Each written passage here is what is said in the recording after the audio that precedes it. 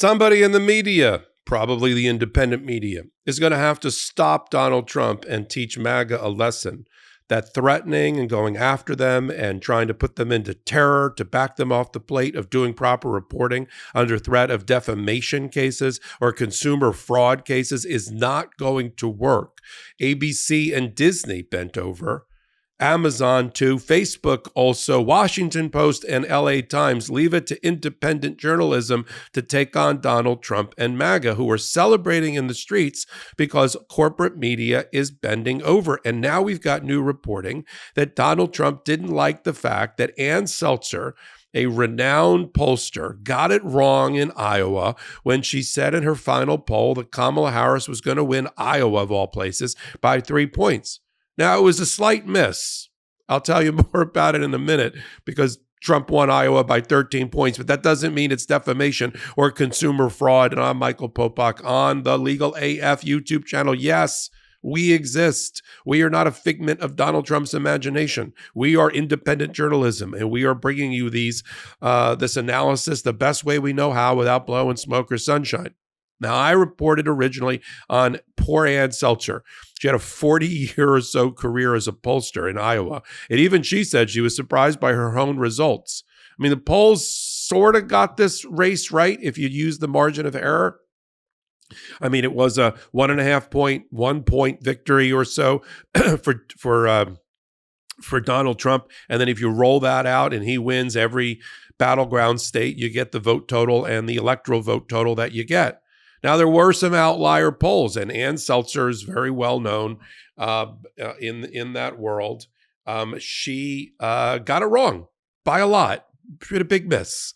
It's a miss that you would retire from being a pollster if you did that on a regular basis. She didn't do it on a regular basis. She actually had a very good track record, but even Hall of Fame pitchers and baseball players, strike out or, give up 5 home runs in an inning. It happens. And that's what sort of happened with Ann in Iowa.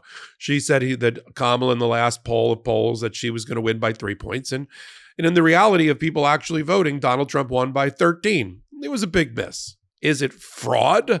Is it defamation against Donald Trump? First of all, last I looked, much to our chagrin, Donald Trump won. So why he's going around and suing, pollsters and entities who just happen to do their job but get it wrong, I have no idea. I mean, there was a famous headline about Tom Dewey, the governor of New York, beating Harry S. Truman based on reporting. They already had the headline. There's a famous picture of Harry Truman holding up a headline in a newspaper, Harry Truman, which said, Dewey beats Truman when Truman actually won. And he's celebrating with a cigar. It's a great photo. I love that photo. But Harry Truman didn't get into office and then sue the newspaper for having said originally that Dewey won. I mean, that's the equivalent here. So every state has a consumer fraud protection statute. Every state does. And a lot of it gets, as a lawyer, I'm going to tell you straight, a lot of times it gets misused. A lot of lawyers, they're looking around, they're grasping at straws about what law can they use. And because the consumer protection fraud statutes often have attorney's fees being awarded to the winner, lawyers love that because they think they can use it to try to leverage a settlement. So every lawyer tries to figure out a way, not me, but every lawyer tries to figure out a way to put consumer protection fraud into their complaint because it gives them attorney's fees. All right. It almost never fits unless you're like a consumer who bought a real product. It's not going to fit. Competitors try to use it against each other and they're not consumers.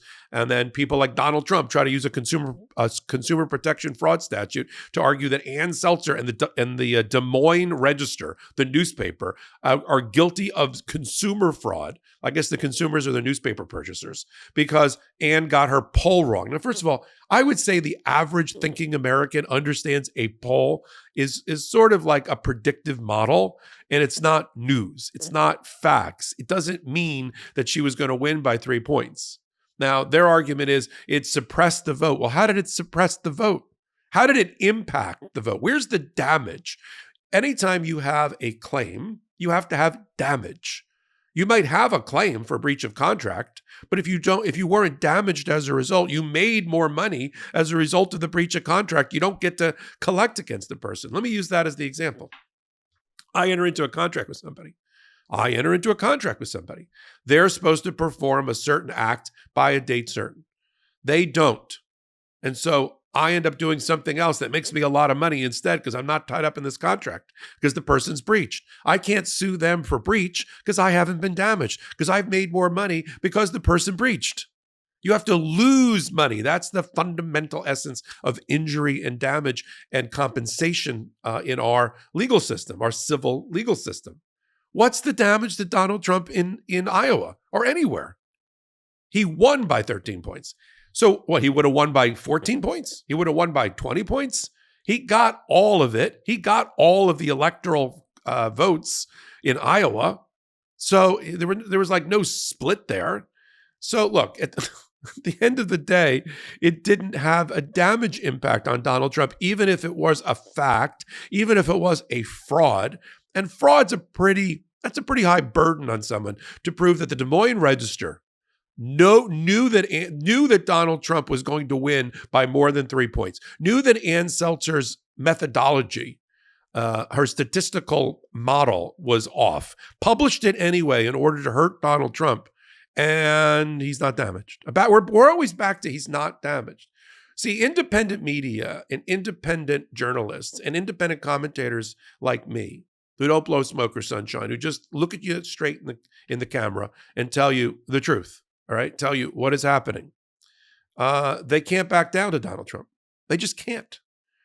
Because the precedent that's now been set by ABC and Disney to say, oh, sorry, King Trump, sorry, here's $16 million.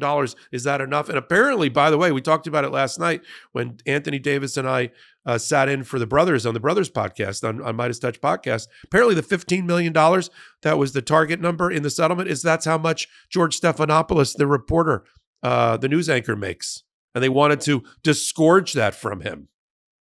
I mean, and they went with that.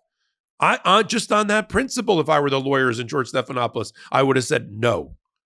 That case should never have settled. The Washington Post, Disney and ABC should have fought that to the mat. They would have won in courts in Miami where I practice, in front of Judge Altanaga where I practice. They would have won that on First Amendment and freedom of the press grounds. There was nothing defamatory about what George Stephanopoulos said about Donald Trump's sexual abuse of E. Jean Carroll as a judge by 2 juries and a judge in New York, and his reporting of it in questioning Nancy Mace about something. But they caved, which is where fascism starts, right?